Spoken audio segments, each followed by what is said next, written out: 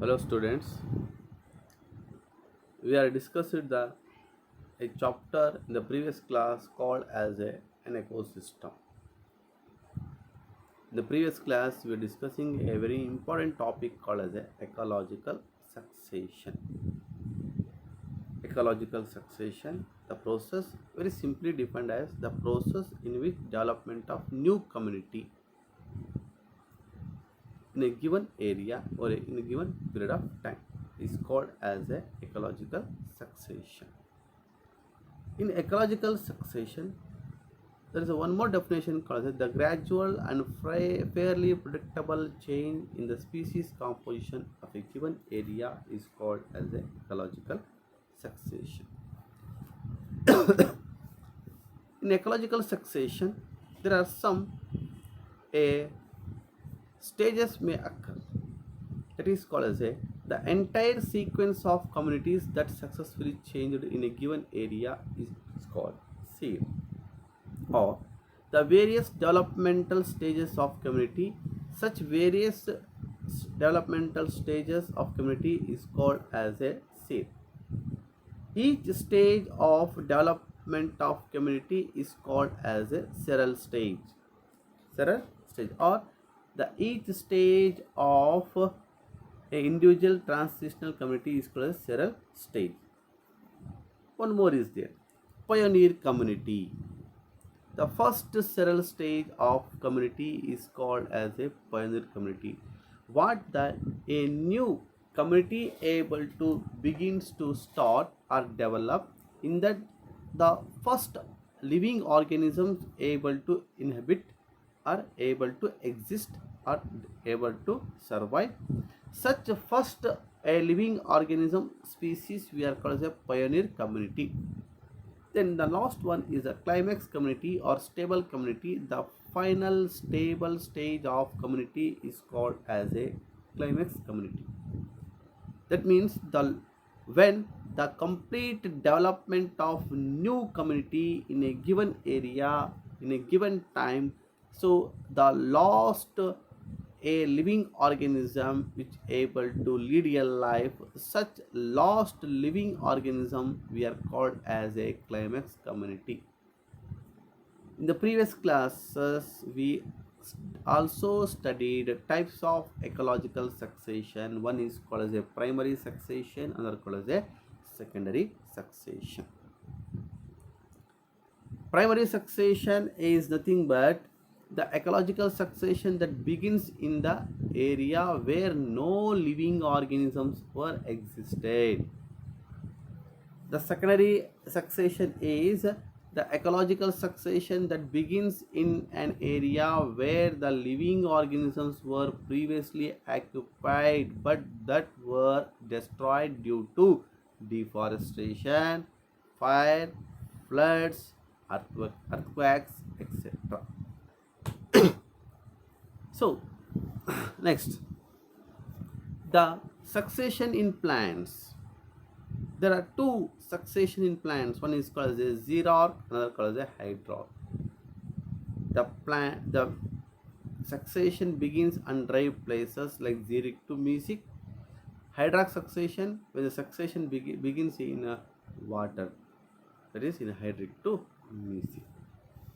Okay, let us study. Now in this class we are going to discuss how the plant succession occur in bare rock. Bare rock. So the plant succession in bare rock we are going to study in a 5 stage: lichen stage, moss. So the lichen stage, other called as a moss stage. Sorry, the spelling mistake is there. MOSS. Moss stage, herb stage, shrub stage, then tree stage.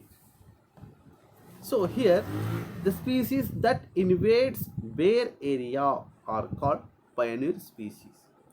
Then which are the pioneer species? Here are pioneer community nothing but the lichens. Once again, the species that invades bare area in Xerarch plant succession is called as a pioneer species. The best example is called as a lichens.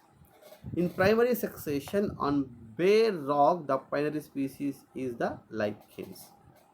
Lichens secretes acid to dissolve rock, helping in weathering and soil formation.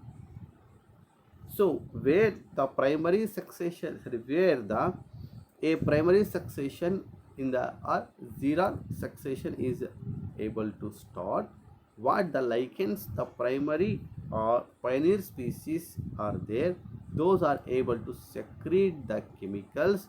Those chemicals are acids able to dissolve the rock and also involves the weathering of rocks as well as a formation of soil. The little soil leads to growth of brophyte plants like mosses. The mosses speed up the process of soil accumulation by trapping wind-blown particles. Then, the lichens, moss carpet provide the suitable substratum for the germination of seeds of herbaceous plants.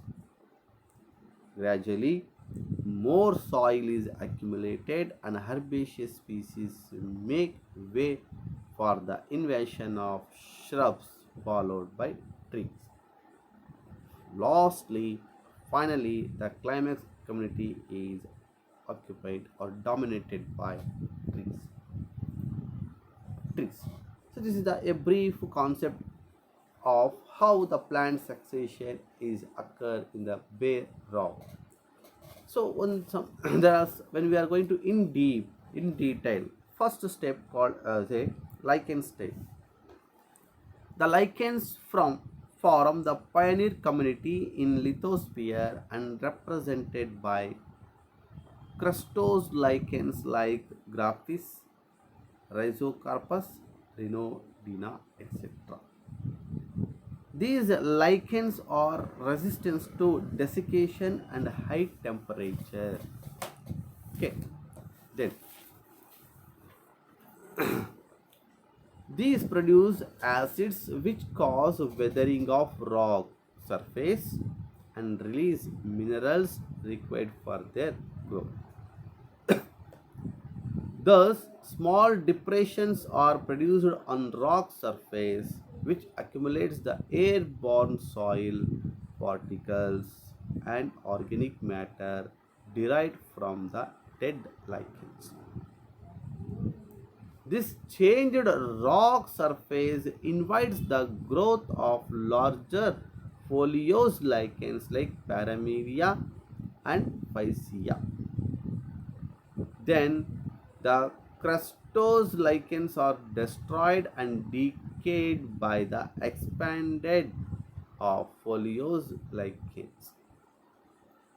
The foliose lichens retain more water and accumulate more soil particles and organic matter. Thus, a fine layer of soil is developed on the rock surface. In this way, the lichen stage may occur. Next, second, moss stage. Moss, M-O-S-S, moss stage. The accumulation of soil and humus on the rock surface favors the growth of mosses like Polytrichum and Gremia. These mosses break the rock further and destroy the lichens. As a result, the accumulation of soil and organic matter. The death and decay of older mosses produce a mat on the rock surface which retains the moisture for longer period. The third stage is called herb stage. The mat formed by mosses on the partially fragmented rock surface is suitable for the germination of seeds of grasses and many herbs. The roots of grasses and herb accelerates the process of rock disintegration. The death and decay of grasses and herbs increase the amount of soil and humus. Finally, the small animals invade in that habitat. Then the fourth stage called as a shrub stage. The thick layer of soil with humus favors the growth of some xerophytic shrubs like Caparis, Ziziphus, Rus, etc. The roots of these shrubs further cracks the rocky substratum, resulting in more soil formation. The soil is further enriched by humus formed from fallen leaves and twigs. All these conditions favors the growth of trees and invites several types of animals. The last stage is called as a tree stage. The stunted woody trees invade the area occupied by shrubs and become climax community in the lithosphere. Further, the weathering of rocks and increase of humus favors the growth of more trees and vegetation. Finally, the vegetation become mesophytic. Depending on climate, the vegetation may be the rainforest in moist tropical area, coniferous forest or deciduous forest in temperate area or grassland area with less rainfall. With less rainfall. So in this way, what happens? The plant succession is occur in bare area, in that the bare area is become a forest area. Then come to the second one, plant succession in aquatic habitat. Aquatic habitat. So the plant in aquatic habitat, the plant succession is in the seventh stage: plankton state, submerged state, floating state, red swamp state, sedge or marsh meadow state, woodland state, and forest state. Okay. When come to the plankton state, okay, the plankton state, the unicellular, colonial, and filamentous green algae, blue-green algae, diatoms, flagellates, etc. All are constitute the phytoplanktons, which are become pioneer stage of hydrosphere. The spores of phytoplanktons reach to the newly formed water bodies through wind or animals. Then the zooplanktons like amoeba, paramecium, euglena, verticella or occupied the water body to balance the population of phytoplanktons. Then the death and decay of phytoplanktons and zooplanktons produce the organic matter which mixes with the silt and form the soft mud at the bottom of water body. Then the second stage called as a submerged stage. The soft mud mixed with the organic matter favors the growth of submerged rooted plants like hydrilla, vallisneria, utricularia, etc. The accumulation of silt and addition of organic matter of dead submerged plants enrich newly formed soil with humus. Thus, the pond or lake become more shallow and unsuitable for the submerged plants, but more suitable for rooted floating plants. The third stage starts like a floating state. It consists of rooted floating plants like Nymphia, Nilombo, and free floating plants like Azolla, Lemna, Pistia, Ecornia, etc. The floating plants prevent the light to submerged plants. Thus, it unsuitable for the growth of submerged plants. The death and decay of submerged and floating plants build up the bottom and make water more shallower towards the periphery.